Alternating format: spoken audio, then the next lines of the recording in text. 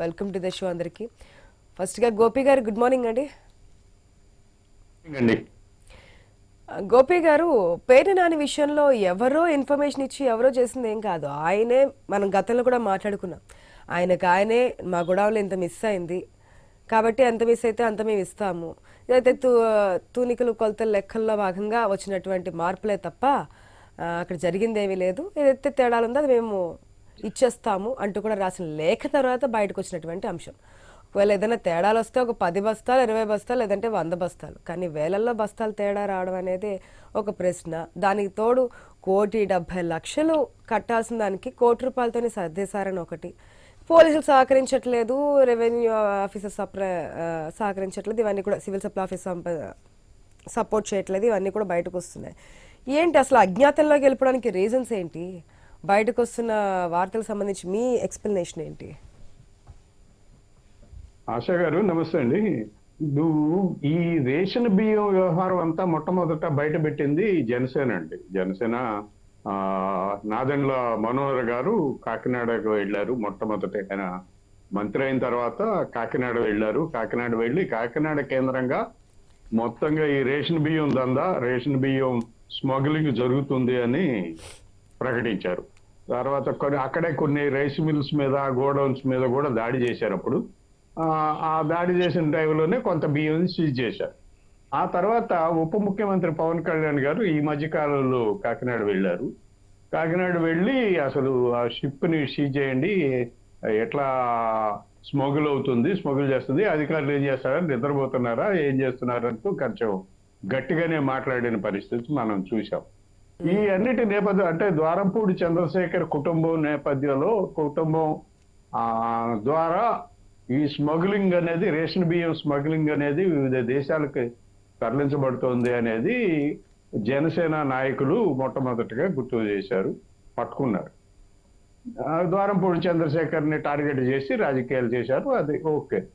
ఇప్పుడు ఈ కేసు గట్టిగా అంటే తర్వాత డిప్యూటీ సీఎం గారు సీఎం గారితో సమావేశం కూడా నిర్వహించారు ఈ విషయం మీద.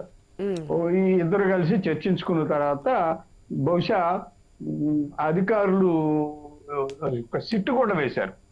సిట్టు పరిశోధన కొంచెం వేగంగా జరుగుతున్నట్టుగా కనిపిస్తుంది. ఈ నేపథ్యంలోనే పేర్ని నాని కొంచెం ముందుకు రావడం, మరి ₹1,00,00,000 చెక్కు పంపించటం అది మనం చూసామనండి. అంటే బహుశా ఈ పేర్ని నాని లాంటి వాళ్ళు కూడా దీంట్లోనే ఈ రేషన్ బియ్యం స్మగ్లింగ్ లో ఇన్వాల్వ్ అయి ఉండొచ్చు. ఆయన భార్య ఆధ్వర్యంలో గోడౌన్ నడుస్తున్నట్టుంది. ఆ గోడౌన్ ఆయన భార్య మెడకు చుట్టుకోకుండా ఉండడం కోసం కేసు కొంత క్యాష్ ముందు పంపించినట్టున్నారు. మరి అది కరెక్టే అయి ఉండొచ్చు. ఖచ్చితంగా రేషన్ బియ్యంలో పేర్ని నాని గారి సతీమణి లేకపోతే పేర్ని నాని గారు ఆయనే ఇన్వాల్వ్ అయి ఉండొచ్చు ఖచ్చితంగా స్మగ్లింగ్.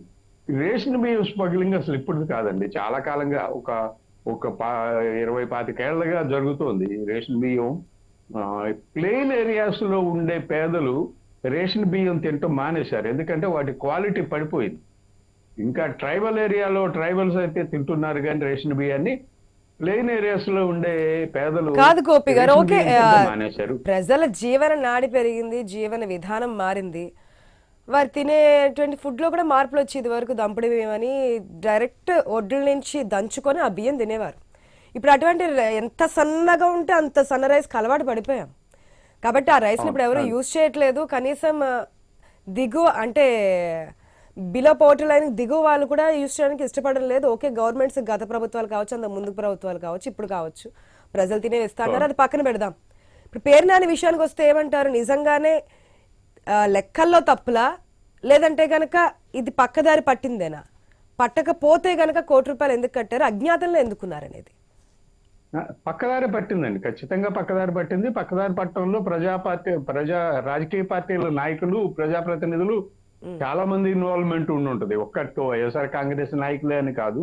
గత 5 ఏళ్లలో వాళ్ళు అధికారంలో ఉన్నారు కాబట్టి వాళ్ళ సంఖ్య కాస్త ఎక్కువ ఉండొచ్చు. కానీ ఈ రేషన్ బియ్యం స్మగ్లింగ్ అనేది రాజకీయ పార్టీలు, రాజకీయ నాయకులకి ఒక ముఖ్యమైన వనరు. మైనింగ్ శాండ్, లిక్కరు తర్వాత ఈ రేషన్ బియ్యమే నడుస్తుంది.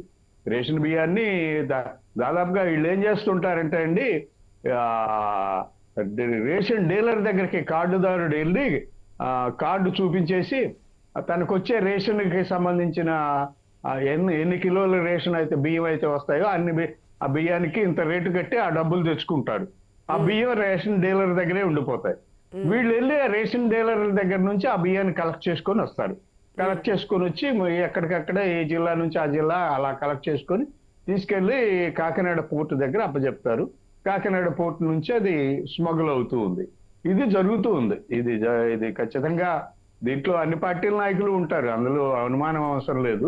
రాజకీయ నాయకులకి ఇది ఒక ప్రధానమైన ఆర్థిక వనరు కాబట్టి ఒక పార్టీనే నిందించాల్సిన అవసరం లేదు. అన్ని పార్టీల వాళ్ళు ఉంటారు, అందరు నాయకులు ఇందులో ఉంటారు. ఇప్పుడు పేర్ని నాని ముందుకు వచ్చారు. పేర్ని నాని మెడకి కూడా గట్టిగానే చుట్టుకుంటుంది ఇది. అందులో అనుమానం లేదు. సిట్టు దర్యాప్తు చేస్తుంది కాబట్టి సిట్టు దర్యాప్తు ప్రకారం ఈయనకి కూడా ఏదో కాస్త సమాచారం ఉండి తన మెడకు చుట్టుకుపోతుంది ఇది అని. అందువల్లే ఆయన ముందే కొంత డబ్బు పంపించేశారు. ఆ డబ్బు సాధారణంగా ఏదైనా ఒక ఇష్యూ రేజ్ అయినప్పుడు, అది అధికారంలో ఉన్నప్పుడు కావచ్చు, అధికారం కోల్పోయిన తర్వాత కావచ్చు, మీడియా ముందుకొచ్చి ఏ వాస్తవాలు ఏ అవాస్తవాలు ప్రభుత్వం ఏ విధంగా పక్కదారి పట్టిస్తుంది, ఇప్పుడైతే గతంలో అయితే ప్రతిపక్షం ఏ విధంగా బురద జల్లుతుందని చెప్పే వ్యక్తుల్లో కొంతమందిలో పేర్ని నాని ఒకరు. అట్లాంటిది ఇప్పుడు తన మీదకే ఇటువంటి అభియోగాలు కావచ్చు, వాస్తవాలను అవాస్తవాలను బయటకు వచ్చి చెప్పేటువంటి విషయాలు కూడా లేకుండా ఆయన అజ్ఞాతంలో ఉండడం అనేది ఒక చర్చనీయాంశంగా మారుతోంది. డిబేట్ కంటిన్యూ చేద్దాం. దానికంటే ముందు న్యూస్ ఇండియాలో షార్ట్ బ్రేక్ తీసుకుందాం. Stay tuned.